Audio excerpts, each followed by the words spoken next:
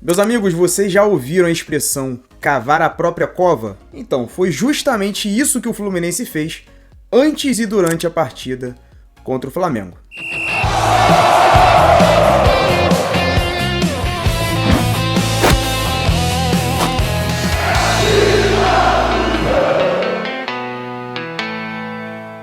Vamos lá, galera. Antes de começar, vou pedir para você deixar o like aqui na confiança e também se inscrever no canal. É sempre importante demais. Dito isto, vamos ao que interessa. Vamos falar de tudo o que aconteceu na partida entre o Fluminense e Flamengo no clássico de ontem. Galera, por que o Fluminense cavou a própria cova antes e durante a partida? Antes, todo mundo já sabe, o Fluminense deu um dia a mais de descanso para o seu rival e, consequentemente, criou um clima terrível dentro da torcida. Tenho certeza que os próprios jogadores não gostaram desse adiamento, então todo o clima pré-jogo foi prejudicado por conta da decisão da diretoria do Fluminense. Então o Fluminense já deu aquela primeira cavada antes do jogo começar. E quando a partida começou, meus amigos, o técnico Zubeldia e os próprios jogadores, ali em conjunto, cometeram erros que não podem ser cometidos, principalmente num clássico tão importante. Então falaremos sobre isso por aqui, a gente vai analisar os melhores momentos da partida e vamos falando sobre todos os erros que foram cometidos pelos envolvidos no fiasco de ontem. Meus amigos, ainda falando dos erros cometidos fora de campo, além do que a diretoria do Fluminense fez, nós temos que falar sobre a escalação do Zubeldia, porque o Zubeldia barra o Savarino para a entrada do Kevin Serna. Talvez pensando nas transições, talvez pensando numa maior sustentação defensiva pelo lado esquerdo, mas no final das contas, o Savarino não pode de forma alguma ser reserva num jogo como esse, e ficou mais do que provado depois que ele entra no segundo tempo. Hoje o Savarino é uma das referências técnicas do Fluminense ao lado do Lúcio Acosta e precisa estar em campo num jogo como o de ontem. E o Zubeldia teve a oportunidade de corrigir essa questão logo aos 6 minutos, quando o Lúcio Acosta leva uma bolada na cabeça, apaga, cai sobre o próprio joelho e é substituído. Nesse momento, todos nós achávamos que ele fosse colocar o Savarino em campo. O Savarino seria o substituto ali do Lúcio Acosta, mas não foi o que aconteceu. O Zubeldia resolve colocar o Paulo Henrique Ganso. E aí, nem o mais gansete dos gansetes concordou com o que aconteceu ontem. Acho que nenhum torcedor do Fluminense achou que o Zubeldia fez uma boa substituição ao colocar o Ganso no lugar do Lúcio Acosta. Gente, o Ganso não pode entrar nesse tipo de jogo contra o Flamengo, no início da partida. É uma verdadeira loucura, cara. O Ganso de hoje não tem a menor condição de entrar num jogo como esse e ficou provado. Então, eu fico muito preocupado com a falta de leitura do Zubeldia, sabe? Porque nós aqui não somos profissionais do futebol, nós não ganhamos dinheiro com isso, e um treinador que ganha o que o Zubeldia ganha, sabe? E que com certeza entende mais de futebol do que todos nós, como é que ele olha pro Ganso hoje e pensa assim, beleza, cara, o Ganso ele pode entrar tranquilamente no jogo contra o Flamengo, tem o Savarino, mas vou deixar o Savarino no banco, acho que o Ganso tem condições de entrar ali e fazer um bom jogo. Porra, cara, como é que ele vendo o que tá acontecendo durante um ano, ele pensa uma coisa dessa? Eu, sinceramente, eu fico, assim, incrédulo.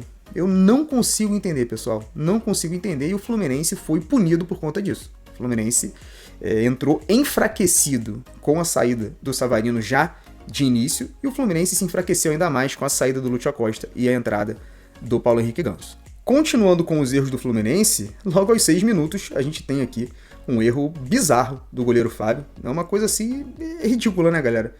Ele tenta a bola longa, o Samuel Lino consegue interceptar, toca pro Pedro, e o Pedro chuta lá do meio da rua, o Fábio tá fora. O que o Fábio estava fazendo fora do gol?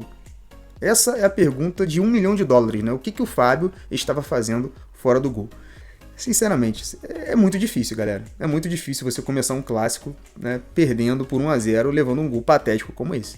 Aos 12 minutos, o Fluminense sobe o bloco de marcação, o Flamengo tenta a bola longa, e aí, ó, a bola sobra tranquila pro Freitas, que faz isso. Dá o passe que fica curto pro Samuel, vem a transição do Flamengo, e olha o que vai acontecer, pessoal. O Samuel Lino vai passar ali pela esquerda, fazendo um 2-1 com o Samuel. E o Samuel segura. No momento em que o Samuel Lino faz a ultrapassagem, ele segura porque acha que o passe vai entrar ali na profundidade, na linha de fundo. Aí o Plata não toca, gera tempo e espaço aqui para si mesmo. O Gêmeos sai ali, mas não impede a finalização. A bola bate no Freitas, quase passa pelo Fábio, mas o Fábio faz uma boa defesa. Aos 31 minutos, mais um lance envolvendo aqui o Flamengo. O Hércules acaba escorregando, vem a transição do time rubro-negro. O Arrascaeta toca ali pro Samuel Lino, que dribla o Hércules faz a falta, né? A Arrascaeta bate para mais uma defesa do Fábio. E assim acabou o primeiro tempo, galera. O Flamengo faz o seu gol, tem outras oportunidades e o Fluminense sequer assusta a meta do goleiro Rossi. Aos 48 aqui já na segunda etapa, o Flamengo vai sair ali no tiro de meta, o Fluminense sobe o bloco de marcação para pressionar a saída de bola rubro-negra e o Rossi vai fazer o lançamento, né?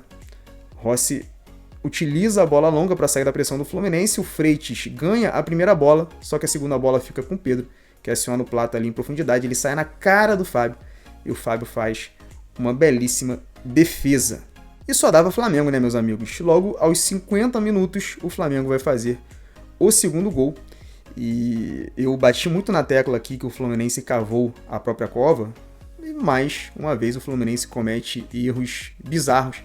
A gente vai ver aqui o que aconteceu na jogada. A bola estava no corredor lateral direito do ataque do Flamengo, e por conta disso a linha média do Fluminense estava bem por dentro. A gente vê aqui que o Alexandro está dando amplitude lá pelo lado esquerdo para a equipe do Flamengo, e o Canóbio está bem por dentro, porque é assim, a bola foi para o lado direito, o bloco vai compactar para aquele lado.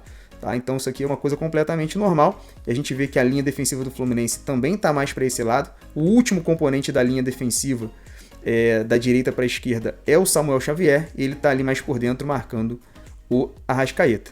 E o que vai acontecer aqui, pessoal? O Léo Ortiz vai fazer a inversão da jogada, então vai achar o Alexandre ali livre pelo lado esquerdo, e o Samuel Xavier ele vai ter que tomar uma decisão na hora que essa bola começar a viajar. Ó, o Léo Ortiz levanta a cabeça e vai fazer o lançamento para o Alexandre. Nesse momento, o Canóbio vai correr ali para o corredor lateral direito, mas ele está muito longe. Então, o único jogador que poderia chegar junto na hora que o Alexandre domina a bola era o Samuel Xavier.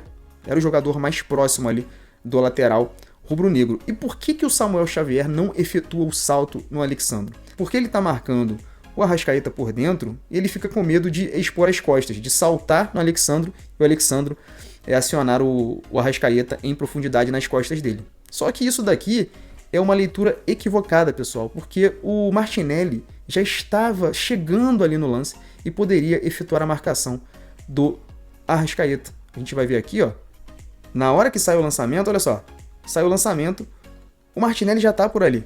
Nós vemos que o Samuel Xavier chega a movimentar o pescoço para manter a referência do Arrascaeta. Então ele não efetua o salto para pressionar o Alexandre, poderia ter até interceptado esse lançamento. Não é o que acontece, ó. O Alexandre tem tempo e espaço. Na hora que o Canóbio chega, já é tarde demais, né?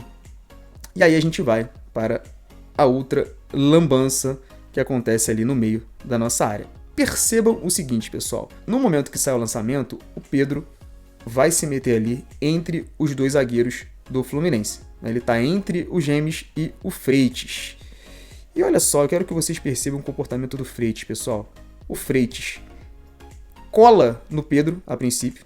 Então o Gêmeos, ele está defendendo o espaço ali, ele movimenta o pescoço e vê que o Freitas está fechando o espaço do Pedro. O Freitas está ali, ó, bem próximo ao Pedro. Nesse momento o Gêmeos fica mais tranquilo. Opa, o Pedro está aqui passando nas minhas costas, mas o Freitas já está fechando ali nele. Ele não vai ter vida fácil por ali. Por algum motivo inexplicável, a gente precisa entender o que acontece na cabeça do Freitas. O Freitas abandona o Pedro no desenrolar do lance. Por quê? Por que o Freitas abandona o Pedro? Eu não consigo entender, pessoal. Vem um cruzamento. E o Pedro tá ali sozinho para mandar de peito e fazer o segundo gol do Flamengo. Agora, esse lance aqui é um lance muito claro. O Freitas tem que fechar o espaço do Pedro. O Gêmeos nem adota o perfilamento mais vantajoso para defender as costas, mas do jeito que o cruzamento foi efetuado, ele jamais chegaria, mesmo se ele tivesse com o perfilamento ideal. Então essa bola aqui, gente, é do Juan Pablo Freitas. E mais uma vez o Fluminense leva um gol por uma falha bizarra do zagueiro argentino. Aos 54 minutos, mais uma chance do Flamengo, agora aproveitando um erro na saída de bola do Fluminense. Ó. O Martinelli erra o passe, o Plata domina por ali e olha o que vai acontecer. O Pedro, na entrada da área, vai atacar as costas do Martinelli por ali. Ó. Atacou as costas, só que o Fábio chega muito bem, efetua a defesa. No rebote, eles ainda fazem um gol, mas o Pedro está impedido. O Fluminense se livra ali de levar o terceiro. E aí, aos 60 minutos, o Fluminense finalmente vai assustar o goleiro Rossi. O Ganso faz o lançamento por ali. O Hércules fica com a segunda bola. O René aciona o Serna. E o Serna finaliza para a boa defesa do goleiro Rossi. Primeira vez que o Fluminense consegue assustar a equipe do Flamengo. E aos 63 minutos o Flamengo vai responder. Léo Ortiz acha o Arrascaeta no entrelinhas. O Arrascaeta toca para o Pedro, que finaliza na trave. Mais um gol perdido da equipe do Flamengo. Naquele momento estava ficando muito barato, né? O Fluminense poderia estar perdendo ali de 4, 5 tranquilamente. Não seria um placar absurdo, não. E aquilo, né? O Flamengo empilhou chances perdidas e em determinado momento do jogo, o Fluminense vai começar a incomodar, principalmente depois da entrada do Savarino e do Castillo, dois jogadores que entraram bem no jogo de ontem e vão começar a assustar a equipe do Flamengo. Bola com o Freitas, percebam que nesse momento o Savarino está fora do bloco de marcação do Flamengo, mas ele vai efetuar a infiltração. Olha o que vai acontecer. O Savarino efetua a infiltração, já está no entrelinhas, o Hércules acha o Savarino por ali e olha a solução rápida que ele acha, né? Em um segundo ele domina e já aciona o Castillo ali por dentro. E essa bola, pelo visto, ficou um pouquinho longa para o Castillo. Percebam que ele já vai finalizar, ó, caindo, se esticando para efetuar a finalização. Mas é um gol perdido ali pelo Fluminense, numa bela jogada do Savarino. O Hércules acha o Savarino por dentro. Aos 67, o Hércules mais uma vez vai participar de uma jogada perigosa, mas agora, ó, finalizando de fora da área, do meio da rua, né? Foi uma finalização de muito longe do Hércules, para uma boa defesa ali do Rossi. E aos 74, o Fluminense vai chegar novamente, pessoal. A gente vai ver aqui o Hércules participando de novo de um lance perigoso. O Hércules que foi muito mal no primeiro tempo, mas na segunda etapa, a essa altura, já seria ali a terceira participação do Hércules em um lance perigoso do Fluminense. Hércules domina a bola. A gente vê que 4 jogadores se colocam ali em posição para receber o cruzamento. O Canóbio está dentro da área, mas está fora ali dessa situação. Vem o cruzamento do Hércules e o René, ó, efetua uma bela cabeçada para uma boa defesa do goleiro Rossi. Isso aqui foi uma chance clara do Fluminense. Aos 75, galera, depois de rondar ali a área do Flamengo, o Fluminense vai achar o seu gol num lance meio esquisito, mas o que importa é bola na rede. O Savarino recebe do Serna por dentro, tenta a tabela com o René, o passe interceptado. E olha só o que acontece, né? O Alexandro toca errado ali, o Savarino está dentro da área para conferir e faz ali o 2-1. E o Fluminense seguiria em cima do Flamengo, tentando o gol de empate. Aos 79, meus amigos, o Savarino recebe essa bola no círculo central. E mais uma vez, né? Ontem ficou muito claro que o Savarino não pode jamais ser reserva desse time. Entrou muito bem, querendo o jogo, se apresentando. Foi muito bom ver o Savarino entrando daquela maneira. E olha só, o Savarino ele vai receber essa bola no círculo central, vai fazer o passe de retorno e vai se projetar. Já vai atacar a última linha do Flamengo. Ó. Recebe um belíssimo passe do Castillo, mas na hora de finalizar mal. Estava até impedido nesse lance, mas eu quis mostrar para vocês verem como que o Savarino participou bem do jogo, né? Aos 86, o Fluminense vai ter mais uma grande chance ali pelo alto. O Savarino recebe a bola por dentro, aciona o Canóbio e já se projeta à frente de novo. Ó. Recebe na área, cruza e o Castillo finaliza ali para fora, né? Cabeceia sozinho. Por cima do gol do Rossi, foi uma boa oportunidade do Fluminense, mais uma gerada pelo Savarino.